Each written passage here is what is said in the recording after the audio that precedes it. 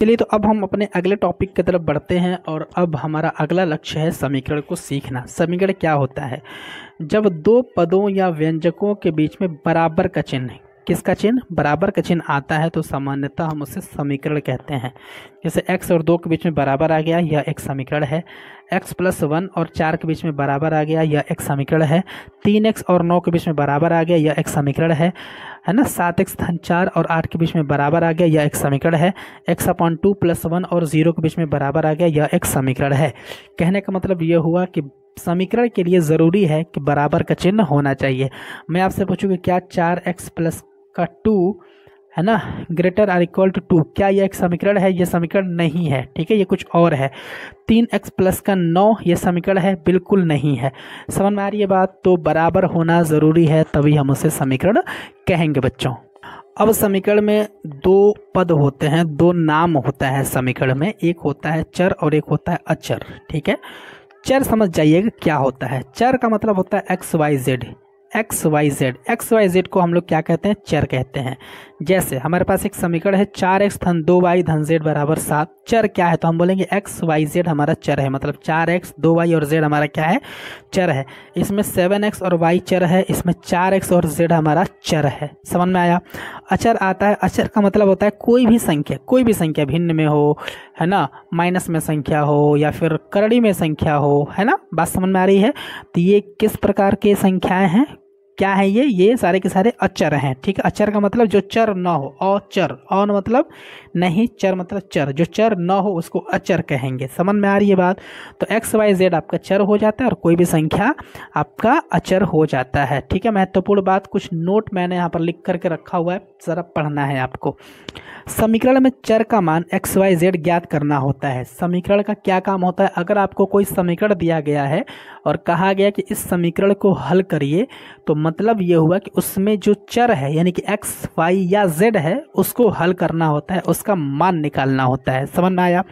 दूसरा, चर हमेशा बाईं ओर यानी कि लेफ्ट तरफ होना चाहिए और अचर हमेशा दाईं ओर होना चाहिए। यानी कि जैसे ये एक समीकरण है, तो इसमें देखिए एक्स जो है चर, ये हमेशा बाईं तरफ है और अचर हमेशा दाईं तरफ। ये देखिए एक्स बाईं तरफ है, ये दाईं तरफ है, एक्स बाईं तरफ, ये दाईं तरफ, एक्स बाईं तरफ, ये दाईं तरफ, ठीक है। ये देखिए चर हमेशा बाईं तरफ होना चाहिए, चर बाईं तरफ है और अचर हमेशा दाईं तरफ होना चाहिए। क्या मतलब हुआ बच्चों कि अगर हमारे पास कोई एक ऐसा समीकरण है 4x + का 2 = 2x - का 7, ठीक है। तो देखिए ये 2x तो हमारा चर है और ये होना चाहिए बाईं तरफ, मतलब इसको बाईं की तरफ हम लेकर के जाएंगे। समीकरण में यही सब करना होता है, मैं सॉल्व करना आपको बताऊंगा धीरे धीरे, आप चिंता ना करिए। ये क्या है? ये है आपका अचर, दो अचर है और अचर हमेशा दाईं तरफ होना चाहिए, तो 2 को हम इधर लेकर के जाएंगे। इसको बिल्कुल टच नहीं करना, इसको बिल्कुल टच नहीं करना है, ठीक है। जो अपनी जगह पर है उसको अपने जगह पर रहने देंगे। अगर अपने जगह से इधर उधर चला गया है तो हम उसको अपने जगह पर ले जाने की कोशिश करेंगे, ठीक है। जैसे यहाँ पर चर था, ये बाईं तरफ होना चाहिए तो इसको बाईं तरफ ले जाएंगे। ये अचर है, दाईं तरफ होना चाहिए, इसको दाईं तरफ लेकर के जाएंगे। बिना ऐसा किए समीकरण हल नहीं हो सकता है बच्चों, ठीक है। अगला महत्वपूर्ण बात यह है कि अचरों या चरों का चिन्ह बदलकर पक्षों का परिवर्तन किया जाता है। जैसे हमने कहा कि चर हमेशा बाईं ओर, चर हमेशा लेफ्ट साइड, अचर हमेशा राइट साइड होना चाहिए। अगर ऐसा नहीं है तो चरों को क्या करते हैं? चरों के पक्षों को परिवर्तित करते हैं, मतलब कि जो लेफ्ट में उसको राइट में करते हैं, जो राइट में उसको लेफ्ट में करते हैं, ठीक है। और ऐसा तभी हम कर पाएंगे जब हम चिन्हों को बदल दें, ठीक है। चरों या अचरों को का चिन्ह बदल करके पक्षों का परिवर्तन किया जाता है। सदैव चर लेफ्ट हैंड साइड में होना चाहिए, अचर राइट हैंड साइड में होना चाहिए। यानी कि चर हमेशा बाएं पक्ष में होना चाहिए, अचर हमेशा दाएं पक्ष में होना चाहिए। जैसे हमने कहा कि एक हमारे पास समीकरण है 4x = 8, इसको आप हल करिए। तो पहले तो आप देखिए कि क्या चर और अचर अपनी जगह पे है, यानी कि क्या चर लेफ्ट साइड में और अचर राइट साइड में है। तो बिल्कुल पहले पहचानने आना चाहिए। x आपका चर है जो कि लेफ्ट साइड में है, 8 आपका अचर है जो कि राइट साइड में है, बिल्कुल सही है। अब आप x का मान निकाल सकते हैं। x का मान निकालने के लिए देखिए क्या करेंगे। x का मान निकालने के लिए आप लिख लेंगे यहाँ पर x = 8, x के बाद बराबर 8 है। अब x के साथ जो भी लिखा हुआ है, जैसे x के साथ 4 गुणा में माना जाएगा, यहाँ पे x के साथ 4 किस में माना जाएगा, गुणा में माना जाएगा। तो अगर x के साथ कोई संख्या गुणा में है तो बराबर के उधर जाने के बाद वो भाग में हो जाएगी। अगर अगर अगर अगर x के साथ कोई संख्या प्लस में है तो बराबर के उधर जाने के बाद माइनस में हो जाएगी। और अगर कोई संख्या माइनस में है तो बराबर के उधर जाने के बाद प्लस में हो जाएगी। और अगर कोई संख्या भाग में है तो बराबर के उधर जाने के बाद वो गुणे में हो जाएगी। क्या मतलब हुआ, 4 यहाँ पर हमको सिर्फ x का मान चाहिए तो x को छोड़ेंगे, x के बाद बराबर लिखेंगे, बराबर के बाद 8 लिखेंगे। 4 x के गुणा में है तो ये भाग में आ जाएगा। 8/4 का मतलब होता है 4 दूनी के 8 और आपको मिलेगा x बराबर 2। कुछ समझ में आ रही है बात, नहीं आ रही है? बिल्कुल आ रही होगी समझ में। जैसे हमने कहा कि x/4 बराबर 8 है, बताइए इसको हल करिए क्या होगा, इसको बताइए हल करके क्या होगा। तो क्या करेंगे आप, x का मान चाहिए तो लिखेंगे x बराबर 8 लिख लेंगे, ठीक है। उसके बाद x के नीचे 4, नीचे का मतलब भाग में 4 है, तो भाग में 4 है तो उधर जाएगा तो गुणे में हो जाएगा। तो 4 जब इधर आएगा तो गुणे में हो जाएगा 8 के। समझ में आ रही है बात? तो x का मान आ जाएगा बच्चों x बराबर 8 चौके 32, ठीक है। जैसे हमने कहा कि x प्लस 4 बराबर 8 है, चलिए इसको हल करिए, यानी कि x का मान बताइए। तो आप लिखेंगे x के बाद लिखेंगे बराबर के बाद लिखेंगे 8 के बाद 4। देखिए 4 क्या है आपका, 4 एक अचर है और अचर हमेशा आपका दाईं तरफ होना चाहिए। अचर किधर होना चाहिए, राइट हैंड साइड होना चाहिए।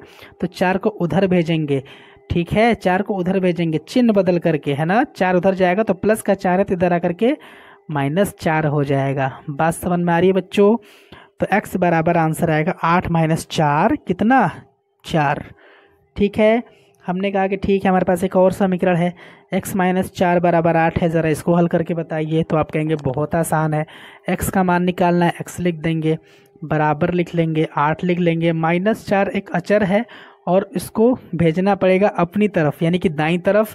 तो -4 उधर जाकर के प्लस हो जाएगा। हमने कहा ना चिन्ह बदल कर पक्षों का परिवर्तन किया जाता है। तो -4 + 4 हो जाएगा उधर जाकर के, आंसर आएगा 8 और 4 12।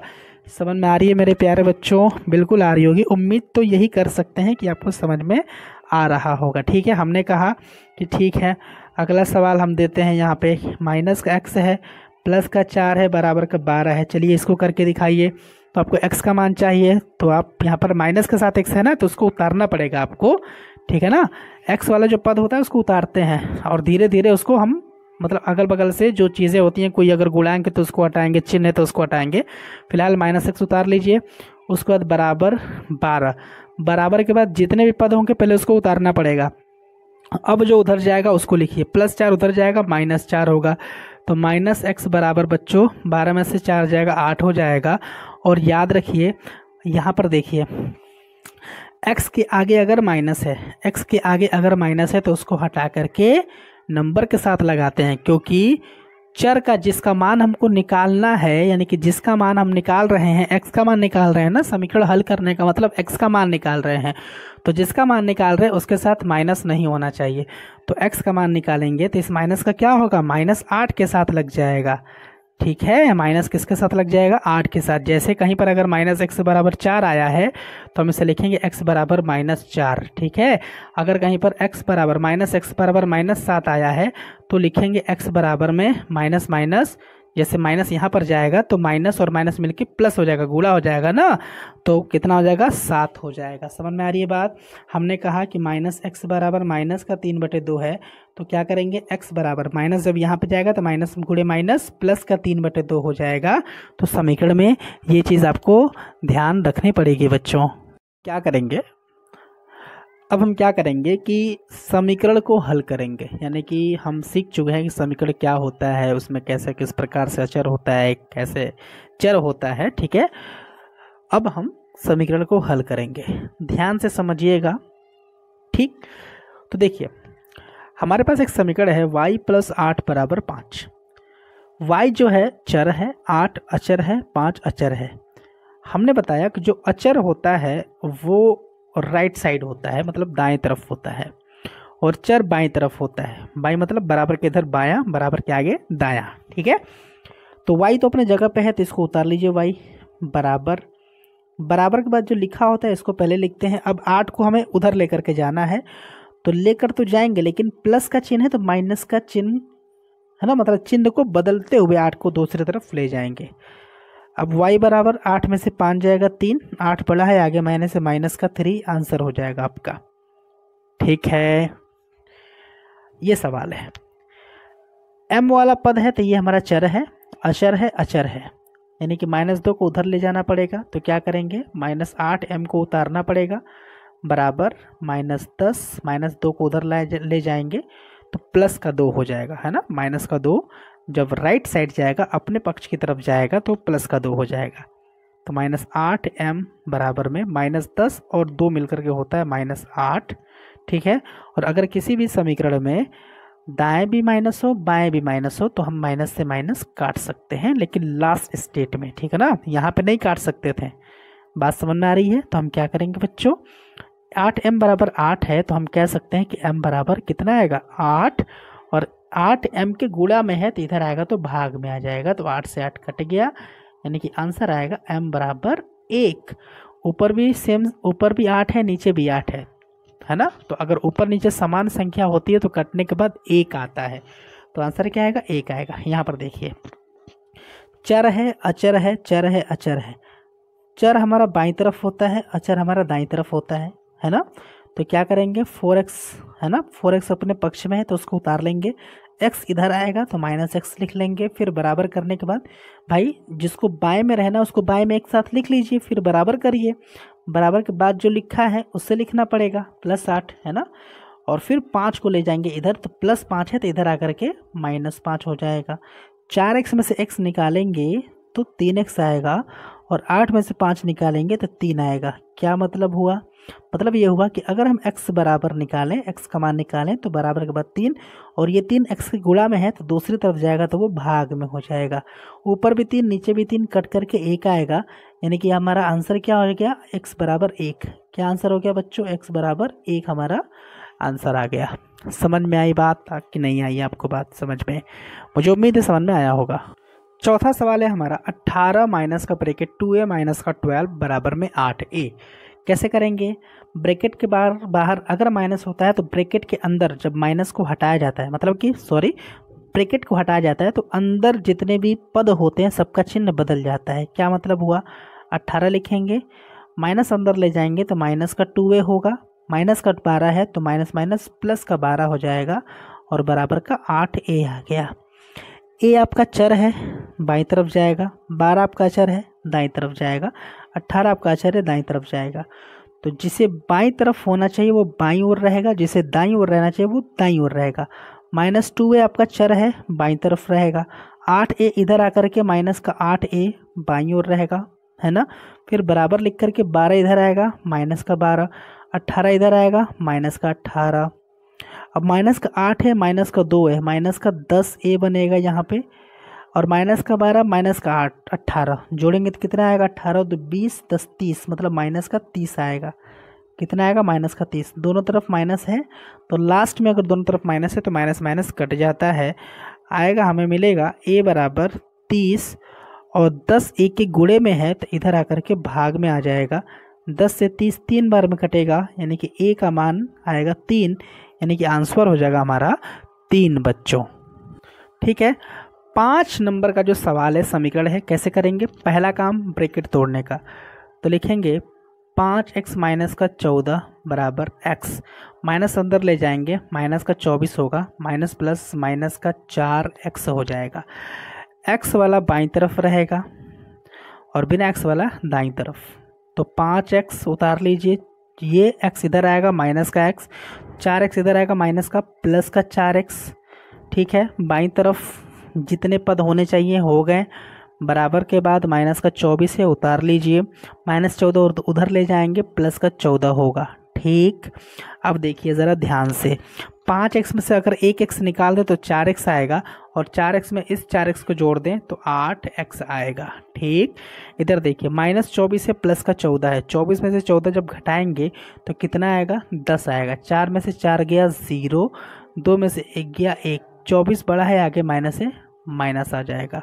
तो अगर हम यहाँ से x का मान निकालें तो x बराबर आएगा माइनस का 10। 8 x के गुणे में है तो इधर भाग में आ जाएगा। 8 और 10 दोनों 2 से कटेंगे तो 2 से कटा देंगे 10 को 5 बार में और 2 से 8 को कटा देंगे 4 बार में। क्या मतलब हुआ, x का आंसर आएगा माइनस का 5/4। और जब भी भिन्न में आंसर आता है हमारा, और अगर भिन्न हमारा कैसा है, अनुचित है, मतलब ऊपर वाला बड़ा संख्या है और नीचे वाली छोटी संख्या है, तो 5 में 4 से भाग दे करके संयुक्त भिन्न में बदल देते हैं।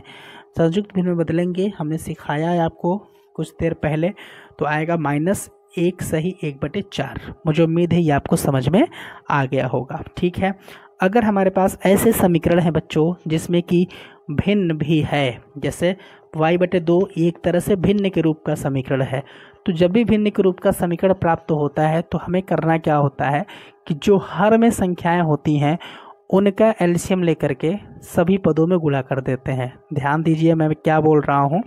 अगर समीकरण भिन्न में है तो हर में जो लिखा हुआ है, जैसे यहाँ पर 2 है सिर्फ, है ना, बाकी कोई हर में नहीं है, तो मतलब सभी में 2 से गुणा कर देंगे। बात समझ में आ रही है। अगर समीकरण भिन्न में है तो हरों का एलसीएम से सभी पदों में गुणा कर देते हैं। यहाँ पर सिर्फ 2 है तो सब में 2 से गुणा कर देंगे, तो y/2 × 2 -3 × 2 बराबर 8 × 2। इससे होगा क्या, 2 से 2 कट जाएगा, हमें मिलेगा y -3 दूनी के 6 बराबर 8 दूनी के 16, है ना। यहाँ पर बहुत ही भयानक रूप दिख रहा था, है ना, और यहाँ पर बिल्कुल आसान दिख रहा है समीकरण, और इस टाइप के समीकरण हम हल करना सीख चुके हैं। -6 को दूसरी तरफ भेज देंगे, हमें मिलेगा y बराबर 16, -6 उधर जाएगा प्लस का 6 हो जाएगा, आंसर आएगा y बराबर 6 दूना के 12 मतलब 22।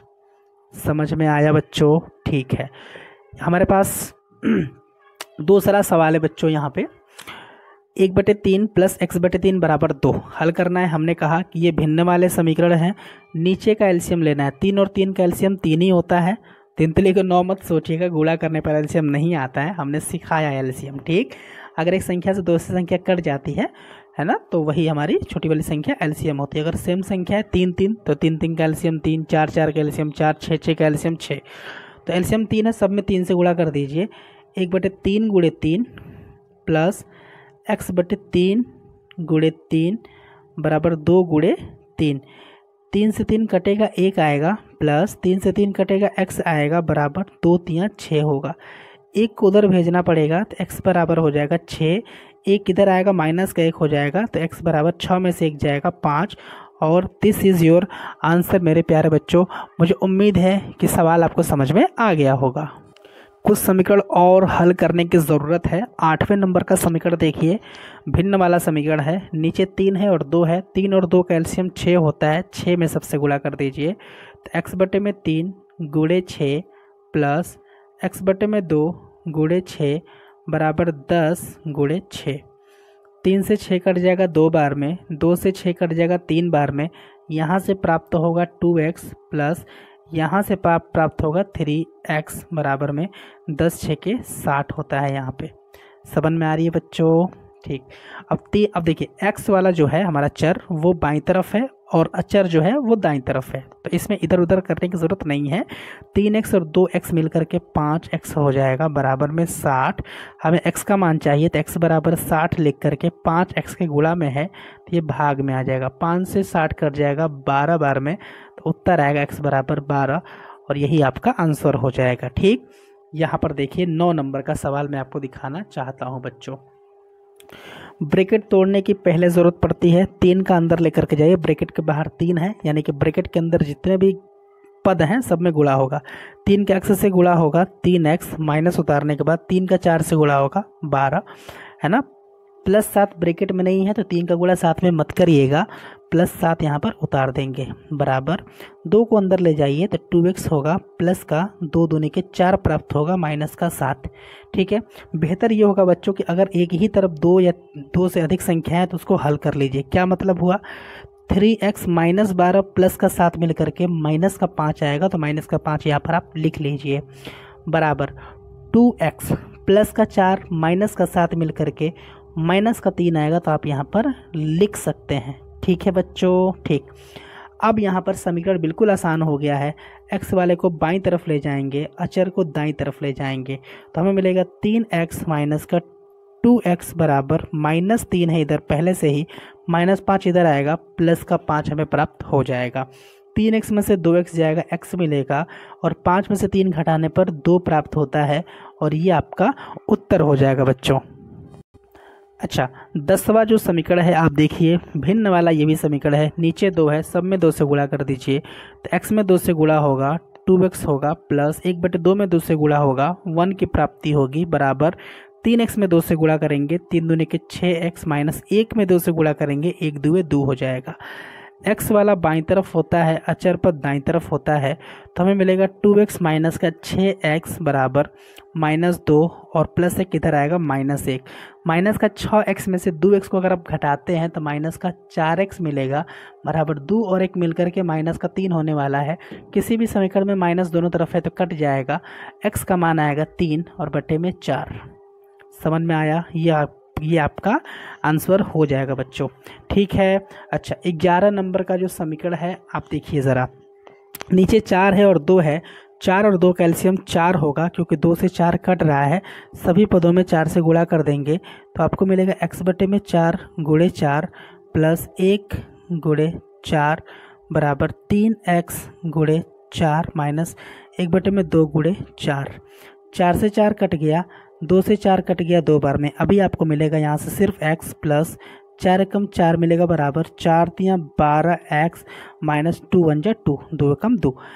x वाला बाईं तरफ होता है, अचर हमारा दाईं तरफ होना चाहिए, तो x 12x को इधर लाएंगे, -12x होगा बराबर -2, प्लस का 4 को जब दाईं तरफ ले जाएंगे तो माइनस का 4 होगा, 12x में से अगर x घटाते हैं तो माइनस का 11x आने वाला है, बराबर 4 और 2 को जोड़ करके -6 मिलेगा। समीकरण में दोनों तरफ माइनस होने पर कट हो जाता है, कट होने के बाद हमें मिलेगा x का आंसर x बराबर 6, और 11 x के गुणे में है तो 11 भाग में आ जाएगा, और यही हो जाएगा बच्चों आपका आंसर 6/11। समीकरण में कुछ चीज़ें महत्वपूर्ण होती हैं, ये याद रखिएगा। पहली चीज़ ये कि अगर हमारे पास ऐसा समीकरण है x प्लस 2 बराबर 3x प्लस का 2, अगर समान संख्या समीकरण के दोनों तरफ है, चिन्ह में और अंक में, तो वो कट जाता है, 2 से 2 कट जाएगा। समझ में आ रही है बात? बिल्कुल समझ में आ रही होगी। जैसे हमने कहा कि यहाँ पर है 3x प्लस का 4 बराबर में 2x प्लस का 4 माइनस 1, तो +4 इधर भी है, +4 इधर भी है, तो ये कट जाएगा, ये ध्यान रखिएगा। हमने कहा कि यहाँ पर x है और माइनस का 4 ब्रैकेट में x माइनस का 2 है, बराबर में 4 प्लस का x है, इधर भी प्लस का x है, मतलब कि दाईं तरफ और बाईं तरफ भी प्लस का x है, तो x से x आप कटा सकते हैं। छोटी छोटी बातें हैं, याद आपको होनी चाहिए, पता आपको होनी चाहिए बच्चों।